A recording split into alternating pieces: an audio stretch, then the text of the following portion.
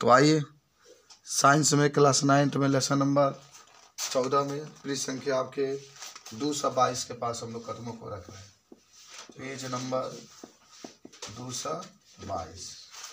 देखो इसमें आप देखेंगे कि आपसे ये कुछ क्वेश्चन पूछे गए हैं और इस क्वेश्चन का आपको जवाब देना है। ठीक है, पहला क्वेश्चन है कि मृदा का निर्माण किस प्रकार होता है, माने मिट्टी का निर्माण किस प्रकार होता है। केवल आप सुनिए क्योंकि मैंने आपको लिखाया है इसके बारे में। आपने कहा था कि सर मिट्टी का निर्माण जो होता है पत्थरों से होता है, जो चट्टान होता है उससे होता है। मिट्टी के निर्माण में सूर्य भी योगदान देता है।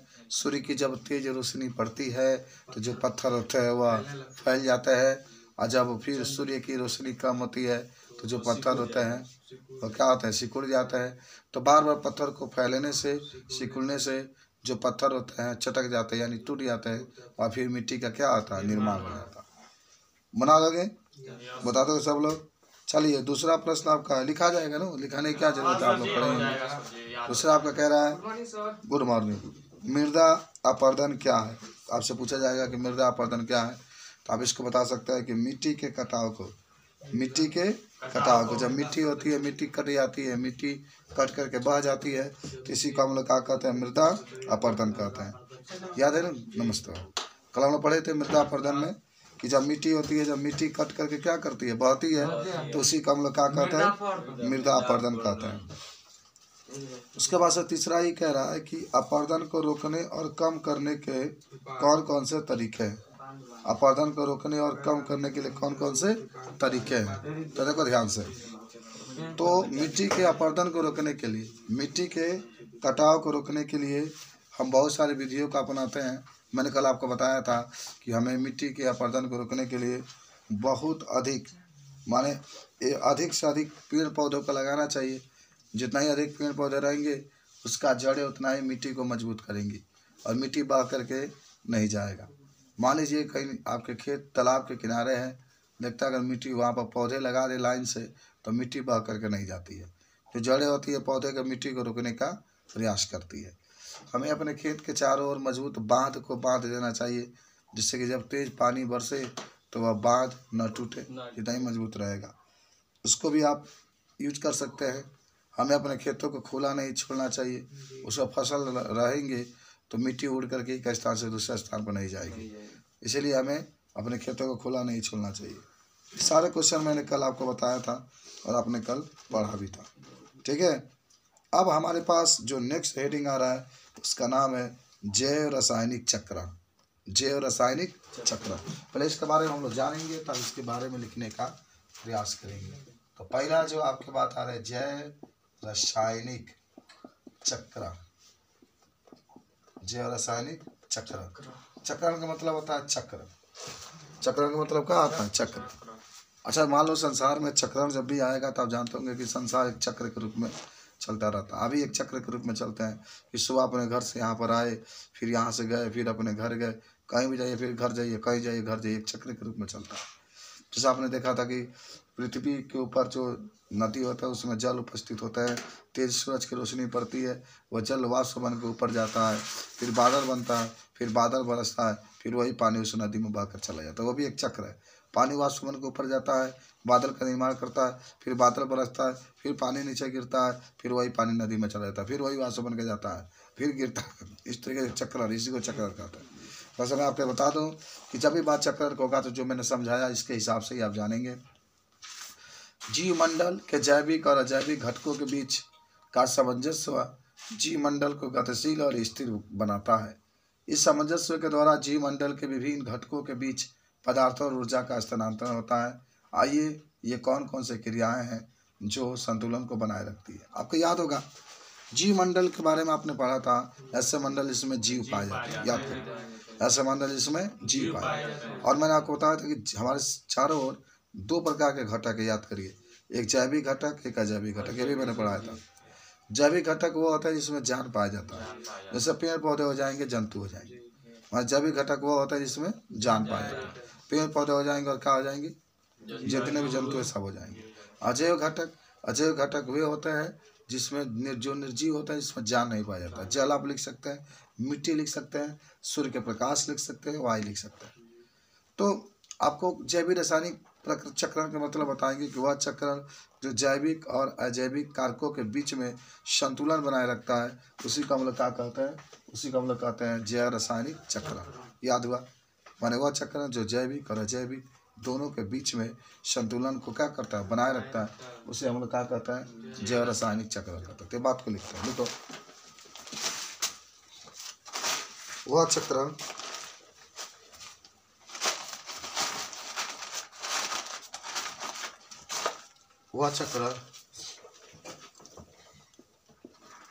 जो जैविक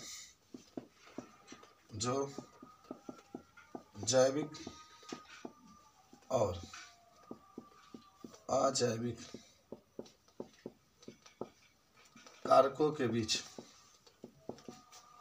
कारकों के बीच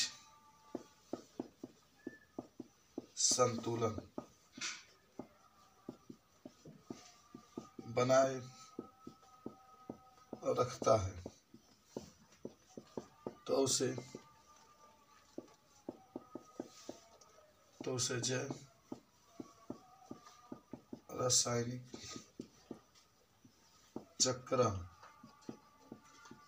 कहते हैं।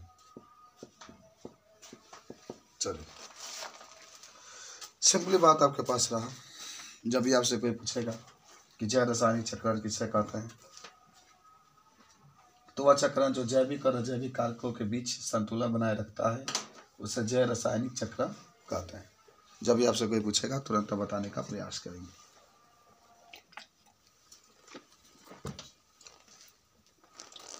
सबको याद हुआ क्या?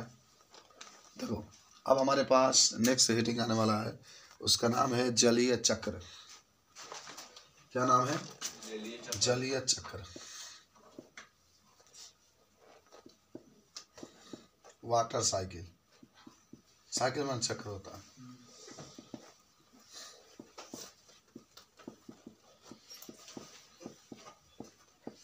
ध्यान से समझना इसको, ठीक है? जलीय चक्र या वाटर चक्र। अच्छा, जलीय चक्र का मतलब इतना जान जाओगे सब, इसमें जल के बारे में आपको पढ़ाई करनी है। समझ रहे हैं? किसके बारे में? जल के बारे में। देखो, मैंने अभी आपको जिक्र किया था ना कि जलीय चक्र का मतलब ये होता है कि पृथ्वी पर जल उपस्थित है, नदी में, तालाब में, समुद्र में, जिसमें भी, वही जल वाष्प बन के ऊपर जाता है, फिर बादल का निर्माण होता है, फिर वो बादल जल के रूप में नीचे बरसता है, फिर हमको क्या होता है, फिर वो नदी में जाता है, फिर वाष्प बन के जाता है ऊपर, फिर बादल बनता है, फिर वो होता है। इसी क्रिया को जलीय चक्र हम लोग कहते हैं। देखो, आपने देखा है कि जलाशयों से जल के वाष्पीकरण और फिर संघनन के बाद वर्षा कैसे होती है, लेकिन हमने समुद्रों और महासागरों को सूखते हुए नहीं देखा है।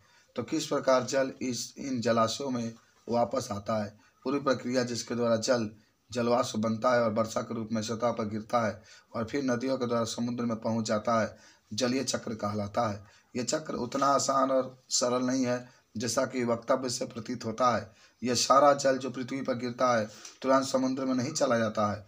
इनमें से कुछ मृदा के अंदर चले जाते हैं और भूजल का हिस्सा बन जाते हैं। कुछ भूजल झरनों के द्वारा सतह पर आ जाते हैं। हम इसे अपने व्यवहार के लिए कूपों और नलकूपों की मदद से सतह पर लाते हैं। जीवन की विभिन्न प्रक्रियाओं में स्थलीय जीव जंतु और पौधे जल का उपयोग करते हैं।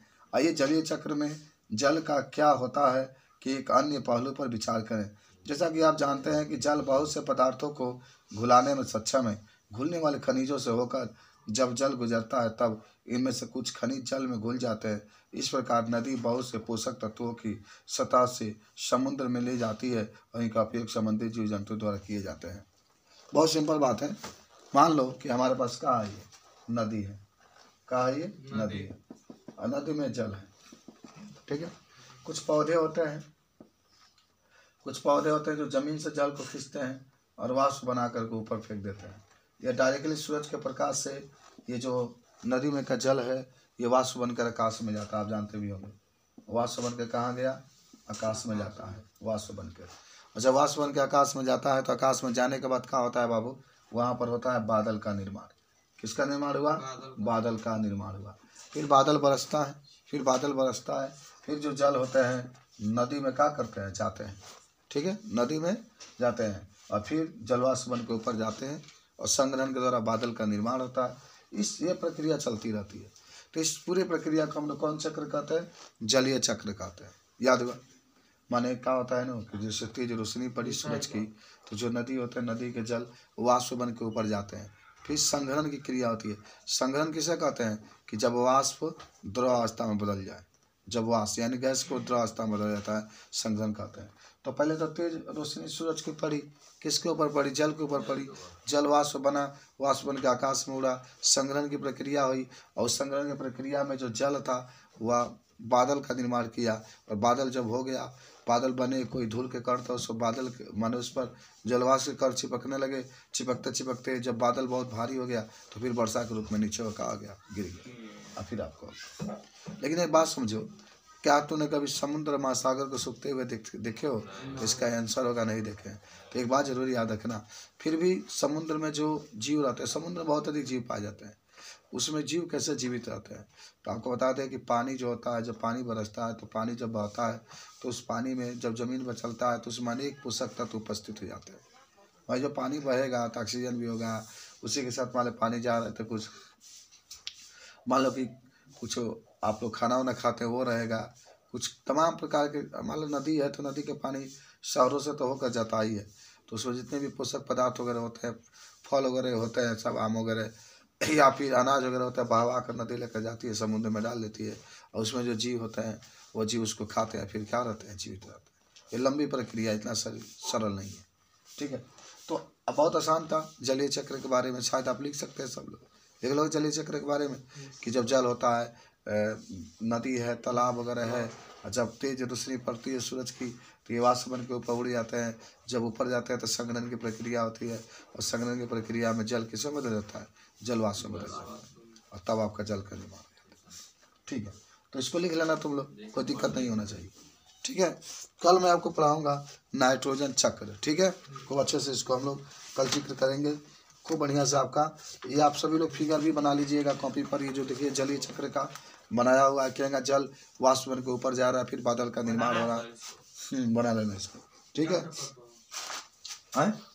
हाँ तेरे मन 4 पेपर पे ही बनाना है, एगो हाई बनाना है, 2 बनाना है, एगो हाई, एगो हाई। ठीक है, चलो आगे बढ़ते हैं, हम लोग नेक्स्ट टॉपिक के पास चलते हैं। अब लेसन